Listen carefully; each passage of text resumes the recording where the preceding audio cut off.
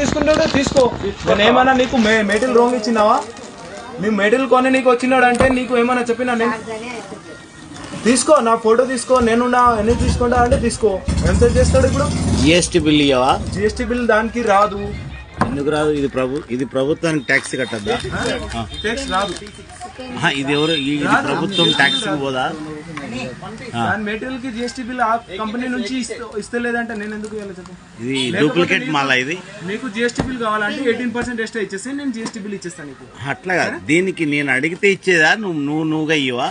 నేను ఎట్లా ఇవ్వాలి? మా కంపెనీ వాళ్ళు ఇస్తే నేను ఇస్తాను కదా. అంటే ఇది డూప్లికేట్ మాలా? నాకు ఐడియా లేదు, ఆ కంపెనీ వాళ్ళకి తెలుసు. ప్రభుత్వానికి మీ వల్ల ప్రయోజనం ఏముంటది మరి? ప్రభుత్వానికి మీ వల్ల ప్రయోజనం ఏంది?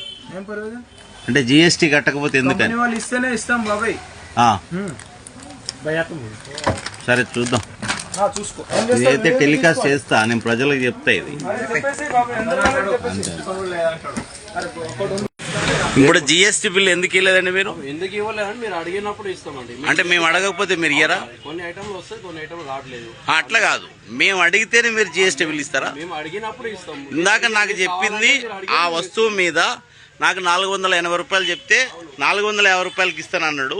జిఎస్టీ బిల్ ఇమ్మని చెప్పేసి అంటే 566 రూపాయలు అవుతుంది జిఎస్టీ అన్నాడు. ఇంకొకటి ఏంటంటే జిఎస్టీ నీకుంటేనే మేము ఇస్తాం, లేకుంటే దానివల్ల ప్రభుత్వానికి మీరు నష్టం చేస్తున్నారా, లాభం చేస్తున్నారా? కొన్ని అంటే అలాగే ఉంటది. మీకు జిఎస్టీ మీరు ప్రభుత్వానికి నష్టం చేస్తున్నారా, లాభం చేస్తున్నారా? అంటే నష్టం లేదు, లాభం లేదు ఎవరికి. మీ వల్ల ఇప్పుడు నువ్వు జిఎస్టీనే ప్రభుత్వానికి కడతలేవు కదా, నష్టమే కదా నీ వల్ల ప్రభుత్వానికి. మీరు ఏమడిగారు? నాకు జిఎస్టీ బిల్ కావాలంటే జిఎస్టీ నంబర్. అవును, నేను అడిగితే ఇస్తావా? నేను అడగకపోతే నువ్వు ఇయ్యవా? నంబర్ అడగాలి కదా, తప్పది. ఏం నెంబర్ అడుగుతావు? నంబర్ అడిగాను నేను. ఆటోమేటిక్ గా నువ్వు ప్రభుత్వానికి ట్యాక్స్ కట్టేటట్లు కదా నువ్వు వ్యాపారం చేయమని నీకు పర్మిషన్ ఇచ్చినది గవర్నమెంట్. అవ్వదు, అందరు రిటైల్ కి అవ్వద్దు. కొన్ని షాప్ల కోసం తీసుకుంటారు, కొంతమంది రిటైల్ కోసం తీసుకుంటారు. మనం కూడా అడిగి తీసుకోవాలి కదా. లేలే మొత్తము అందుకోసమే మార్వాడీలు కొంచెం ఇబ్బంది పెడుతున్నారని చెప్పి స్టాకింగ్ వస్తే ఆ పోరాడేమో కోపగించుకుంటాడేంది. కాబట్టి ఇప్పటికైనా ప్రభుత్వాన్ని బతికించండి, ప్రజలను బతికించండి. ఇది పద్ధతి కాదు.